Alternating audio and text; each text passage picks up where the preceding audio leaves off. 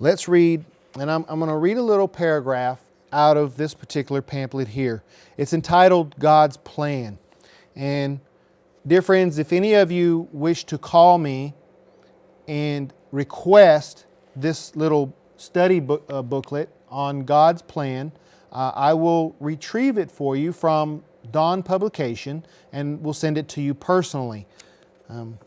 Or if you would rather me send it to you in an email, then when you call me, give me your email address and I will send you an electronic version of this particular study. Now I'm going to read a paragraph out of it from you, or from it for you. What then has been the objective of God's work during the gospel age? Question mark. This question is answered for us in Acts chapter 15, verse 13 to 18. Acts chapter 15, verse 13 to 18. Here we are told that God visited the Gentiles, which are the people that were not a people in this particular prophecy in Deuteronomy, to take out of them a people for His name.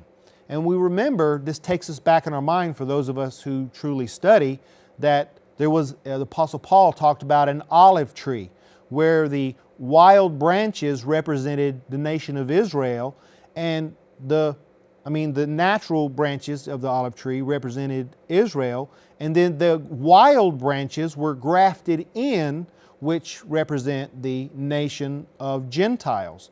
That each believer that comes in is like a branch and grafted in, because a natural branch or a Israelite that should have been in the position or running for it was removed. So this is just a figurative representation that Paul uses for this same circumstance.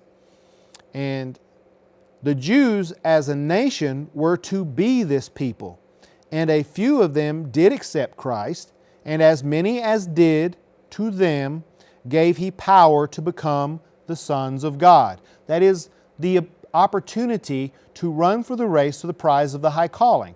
Now, you and I that study, we know that you're not automatically given the right to be a part of the bride the immediate time that you say, I believe in Jesus, that I believe that you died on the cross for my sins.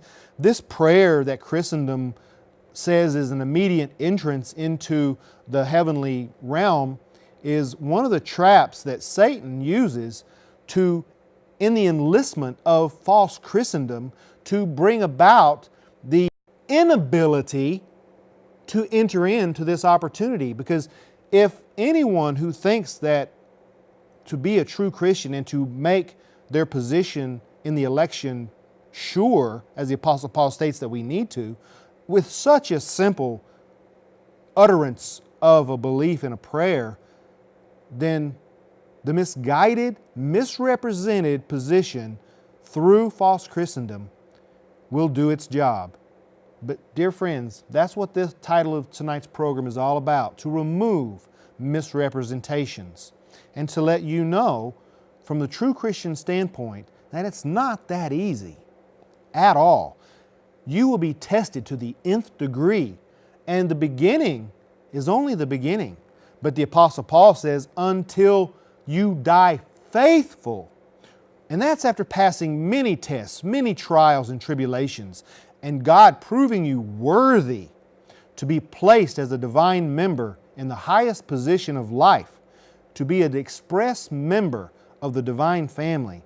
It's no small task, no small feat, and each will be tested worthy, and many will fall by the wayside.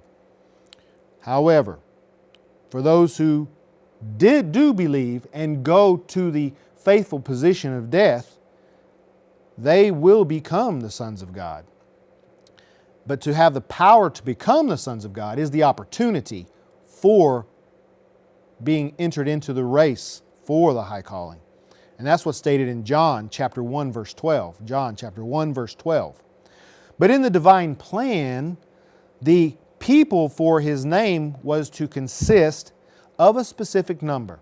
And this is something we're going to get into in the next live episode. What is this number?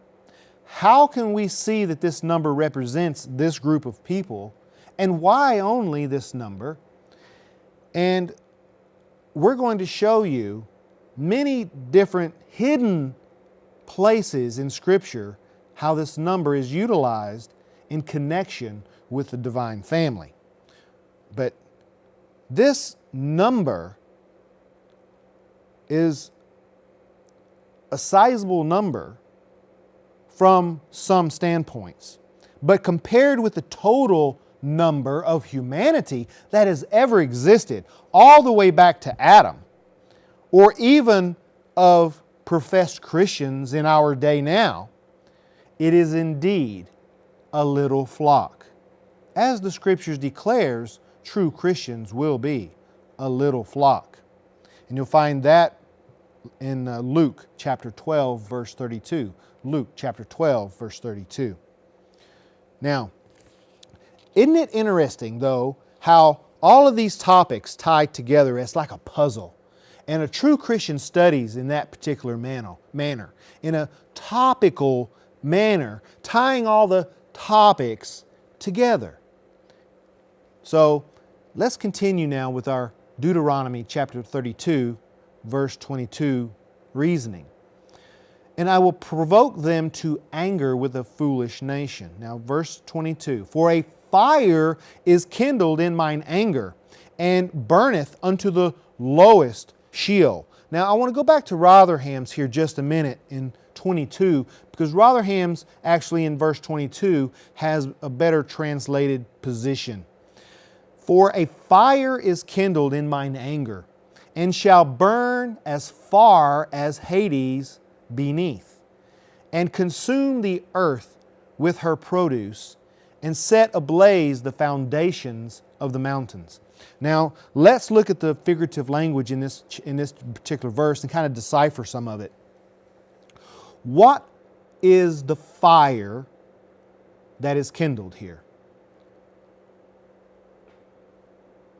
The answer is actually in 21.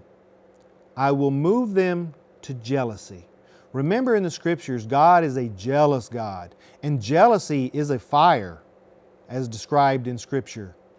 And it's this jealous fire that's going to be kindled, that God is going to kindle, and it shall burn as far as Hades beneath.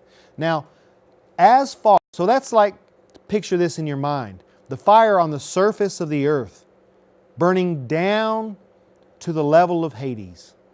Now, when we look at Hades, this is the Hebrew word for the English word hell. Hell is an English word that was chosen to represent this word Hades.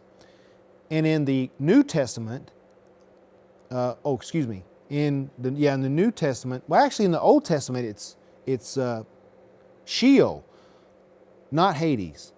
So why the Rotherhams here in Deuteronomy use Hades? It should have been Sheol. And when we look at the American Standard Version, that's what we see. Sheol. Sheol is the Hebrew word. Hades is the Greek word. So the American Standard got the word right in the Hebrew language. But it's interesting that Rotherham translation used the Greek word Hades, and I think he did it for a specific point. And that's to show that the two words are interchangeable. And they are. Now, why did the word hell get used to represent these two words, Sheol and Hades? And what does it really mean? It's an Old English word that comes from England, and it was used in the potato production environment. In the potato, when you put the potatoes down to plant them, you spread them on the ground, then you turn them over. And then the potatoes themselves become the seed for the plant to shoot the roots out then to grow more potatoes. So to cover over the potatoes was this Old English word, helling over the potatoes, to cover over. And it's synonymous with the two words in Sheol and Hades, which represent the grave. And there's no better place to realize this than in Job. when Job saw that he was going through this great trial and tribulation, he asked God in prayer to hide him in Sheol. Now, if we understood, as the false Christians do, that this is a place of torment and torture, yeah, Job, a righteous man, is asking to be put in fire and brimstone until he's remembered later down the road in time. And this is what he asked: hide me in the grave and remember me in the day, which he was focusing on what he understood of God's prophecies in the day of judgment, when all individuals will be raised back to life. But see, the translators in that particular verse translated the word grave instead of hell, or it's left Sheol in some translations, like Rotherham's and others. But the King James uses the grave because those translators didn't want people to think that Job was asking to go to a place of fire and brimstone and torture. It would be too confusing for what they were trying to get you to believe. But this is the interesting point, that you, as a student of the Bible, you who wants to really understand God, must understand to remove the misconception that actually all that Job was asking was for God to remove his life and to remember him and to bring him back to life in the time of judgment. And this word is interchangeable for good people or bad people, because that's all it is the grave. Now, when you ask somebody, what is the average depth of a grave? The answer you're going to get is 6 feet, because that is the standard for a depth of a grave. But it's also very interesting that it ended up this way. And our God, who is omniscient and knowing everything from the beginning before the end, knew that that would be the standard. And in here, he added in his prophecy to the lowest depth of Sheol, which the lowest depth of an average grave is 6 feet. Now, 6 in numerology in the Bible represents the imperfection of the religious systems of this world. 7 being a representation of the bride, those who are truly following Christ in the proper manner. 6 is also a representation of, like in the number 666. It's really 6.66. It's a number that will never reach 7, representing the Antichrist, which is also a representation of the largest of the false Christian systems, the mother harlot. Now, the lowest depth of Sheol in this verse then is only 6 feet.